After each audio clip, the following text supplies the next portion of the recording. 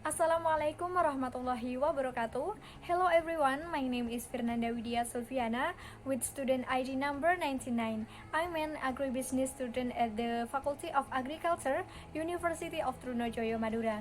On this occasion, I will present my final exam assignment for the Marketing Management course. The topic I will take is Coffee Export Indonesia Superior Agricultural Product Penetrate Foreign Markets.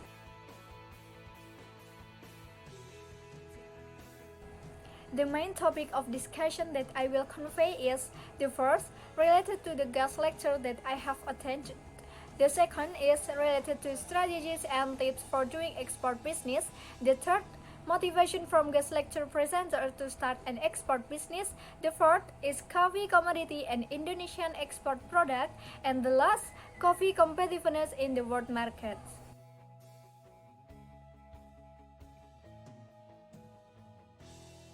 The first point I will explain here is the guest lecture. The theme of the guest lecture that I have attended is Honing Leadership Skill to Form an Entrepreneurial Spirit in College Student with Muhammad Yusri Mustadi as the speaker. While the second theme is Tips for Being Successful in Being a Millennial Farmer in the Pandemic Era with the material namely Saprai.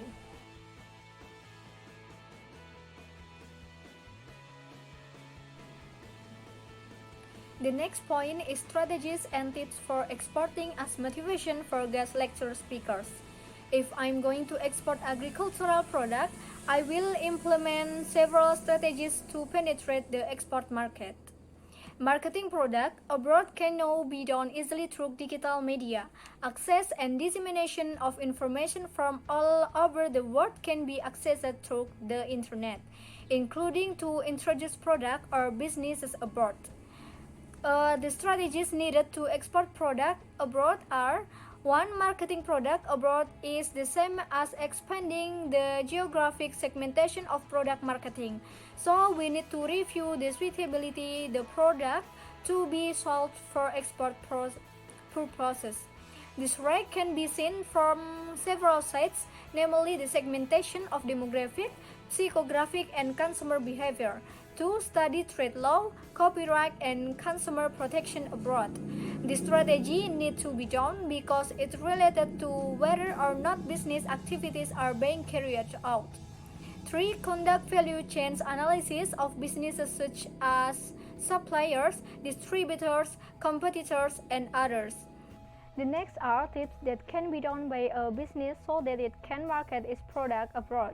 The more unique and creative the product marketing process is, that easier it will be for the product to be recognized by many customers both at home and abroad. Some marketing tips to know are: 1. Before planning to market product abroad, you should make sure that quality of the product is really high quality. 2. Create a website using search engine optimization. 3. Using Google AdWords to speed up the promotion process. 4. Using Facebook ads that make it easier for business people to target in detail. Not only detail to a country or city, but also can describe demographic, profession, and behavior that we can regulate in the world of advertising. 5. Selling product through marketplace like Alibaba.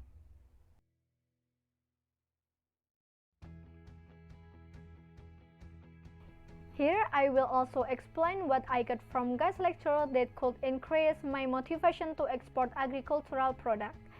In the guest lecture that I participated in, I was able to add insight regarding Indonesia's natural potential. Indonesia's natural resources are quite abundant, so that we as millennials must be able and must be willing to manage this extraordinary gift of God.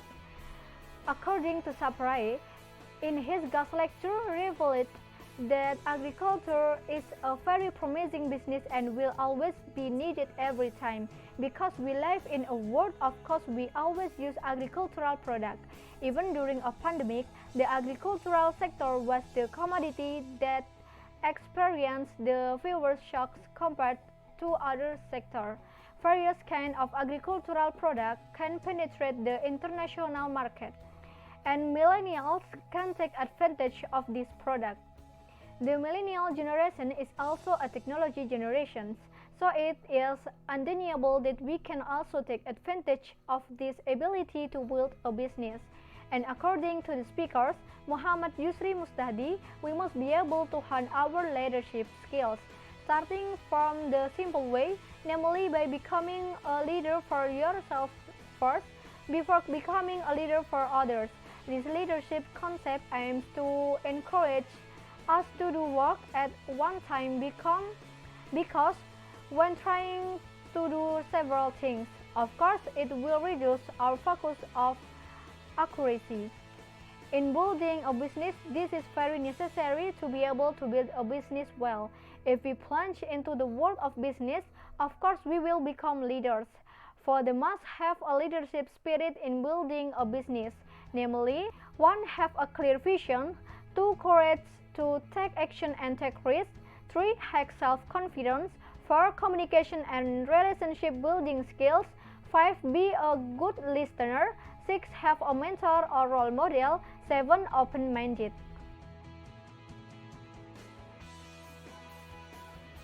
The third discussion is about the commodity product that I choose to export. The Indonesian agricultural product that I choose to export abroad is coffee. Indonesian coffee has great potential to export with the volume of production and diversity of species. Coffee is a very popular product in the world. The most popular types of coffee in the global market are Arabica and Robusta coffee. Around 70% of the world population are consumers of Arabica coffee, and the remaining 30% are consumers of Robusta coffee, which has a more bitter taste. Apart from having a lot of interest, I choose this coffee commodity to be exported because 1. Coffee production in Indonesia is very abundant. Indonesia is the 4th largest coffee producer. 2. Export space is bigger than domestic consumption. 3. Various types of Indonesian coffee are unique. Indonesia is one of the countries with the most types of coffee, which is commonly referred to as single origin. For example, coffee from Sumatra, Java, Bali, Flores to Papua. Each coffee has a distinctive and unique taste.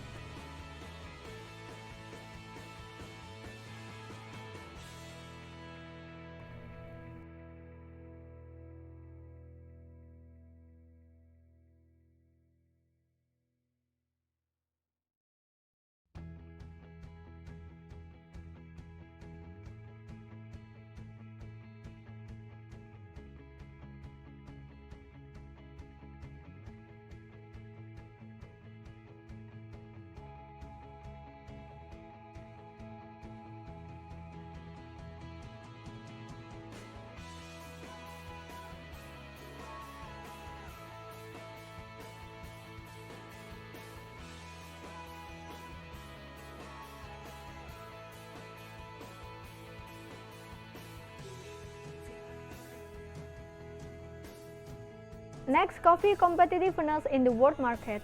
If Indonesian coffee is compared to Brazilian and Vietnamese coffee producer, Indonesian coffee loses in terms of volume and certification because these two countries are the first and second largest coffee producing countries.